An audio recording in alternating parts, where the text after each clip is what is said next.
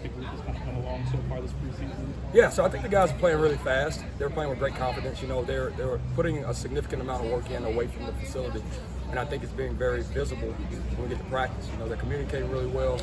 They're playing with great anticipation, playing with great speed and pad level. Fundamentally, I've been impressed. I hope we could continue to do that and be consistent with those things, because at this position, those are things that are necessary in order to be very successful. So I'm happy to see those things. Hopefully we can continue to go. And specifically, yesterday was a lot of inside run, physical football. How do you think the linebackers did specifically kind of responding to those situations? Well, we love that type of football. I mean, we love any kind of time that we have the opportunity to get downhill and just get after guys, right? And so I was happy to see us go through our eye progressions, be in the right spot the majority of the time. Now, we weren't perfect. There's some things we need to clean up, but it's always exciting, particularly for a second-level guy, when you know that that's the type of football you want to be playing. What's the biggest difference with Kalen, maybe from 5 months ago in spring and here? Yeah, what I'd say about Kalen, you know, he's a young man who's grown up. You know, being a part of the program now for the second year, he's matured in a lot of ways. Not just as a football player and understanding the game, but also as a young man away from the field. So it's been really impressive to watch him. I mean, you can see him flying around. He's playing with great confidence. He's communicating. He's respected by his teammates.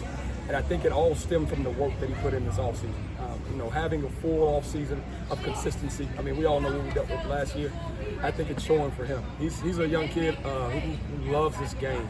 He loves his teammates. And he's been fun to coach and fun to watch. So he's just grown up, man, to be honest with you.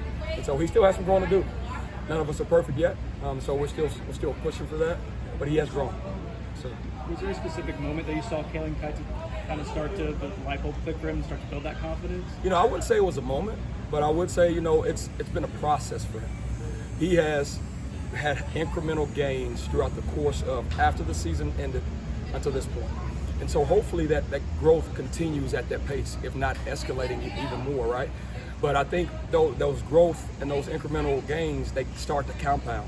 And when they compound, you can see the product on the field. So he's been doing some good things. So hopefully we can keep him going. What's the key to being physical enough and getting that work in that you need, but not being too physical? You know, I think when it comes to the game of ball, this particular game, that you have to always want physicality, almost violence at times for this particular position, especially in the front seven on defense. I think when it comes to practicing, when we're going against our own teammates, it's about practicing smartly, right? And protecting each other in a way, and how we tackle, how we pursue the ball, our body positioning at the point of contact, when we're destructing blocks. I think you have to have enough intelligence and enough football acumen to be smart about those things. But when it comes to being physical, when it's time to bang, we're going to bang. You know, and so that's something that I've been impressed with these guys, and I'm excited to see how we continue to do moving forward. How far has DJ come in the last year? You know, DJ Lundy, it's been good to watch his growth, right? Because you're talking about a young man who's from right down the road. But what did he do all high school? He was a 4-time state championship wrestler, and on the football field he played offense and defense. Here he's been able to focus primarily, and almost his entirety of his focus has been on defense. Obviously he plays special teams as well, but being able to grow in a space where you fully are immersed in a particular scheme, in a particular position, it allows you to grow and to flourish if you put the work in. And he's a young man who loves to work. He doesn't back down from anything, and so I've been happy with him. He still has growth to have. He still has some room to grow, but he's taking some significant strides. So When you're mixing guys in the linebacker position around practice, is there anything like similar to offensive line where certain guys work well together, or is it pretty much interchangeable? That's your job, no matter who's out there. You know, ideally, I think you'd like to be able to say, hey, everybody in the position room knows how to play every single position flawlessly and can go out and be the perfect quintessential examples of a linebacker, right? But that's not always the case. And so what you want to do is be smart and be able to supplement the strengths of the guy that you're playing next to. And so whatever that combination looks like, it does. And so that's what we've been doing and seeing how the guys work together and how they work alone. And we still have room to grow. So. How much has this offseason being more regular allowed you to understand that you maybe last year you were dealing with? You know, one thing that I think football players and coaches, for that matter, benefit from is structure, right? Continuity and consistency. Last year we didn't have any of that. This year we've had a lot more of those things, and because of that, I think you have the repetition of thought you have the consistency of learning, and then you're able to scaffold up in terms of your teaching. You know, sometimes at times you find yourself, last year at least myself, you find yourself still teaching some of the fundamental aspects of the game and of the position. Whereas this year, you're level 2 and level 3, and hopefully you continue to grow in that way, so that the guys not only understand what we're trying to get done from a fundamental standpoint, but understand the bigger picture, because when things happen that we may have not been able to cover in practice, they can apply their rules. And so that's kind of where we're headed this year. So. What have you seen out of some of the newcomers?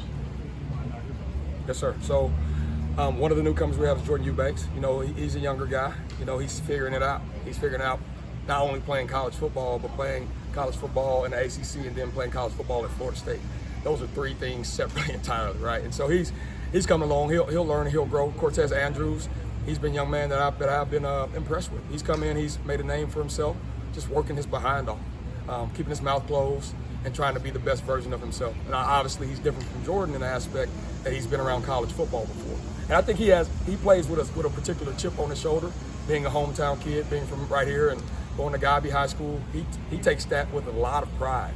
And so he's very, very happy and proud to be a part of this program and represent us. Murray Gainer started making the switch to more inside linebacker in the spring. I guess, how has he done continuing to learn and expand that role? Yeah, Murray's a grinder. So whatever we put in front of him, he will try to figure it out and process and work in the best way he can and reach his full capacity. You know, he's a young man, even during fall camp, where the day is very, very regimented and structured and you have very little free time. He's still trying to find a way to get one-on-one field time with me as a coach. So that shows me that he's really immersed and really intent on being the best version of who he is, right? And so I've been happy with that. He's been growing. We still have a ways to go. Doing that extra work and going the extra line like he does, how much of an example has that been for those young guys we're talking about? No, I think that's phenomenal, because I think ultimately you want whatever position you play, you want to be a student of the game, especially at linebacker, because a lot of times we're like the quarterback of the defense, right? So you have to have an idea of where everybody is, what everybody is doing, so that you can do your job in a way that's not only effective but productive. And so for him to do that and set that example for guys who are coming after him, particularly with the year he had last year, I think it sets the tone of what the standard is. And so if he can continue to do that and other guys can follow, I like where we're headed.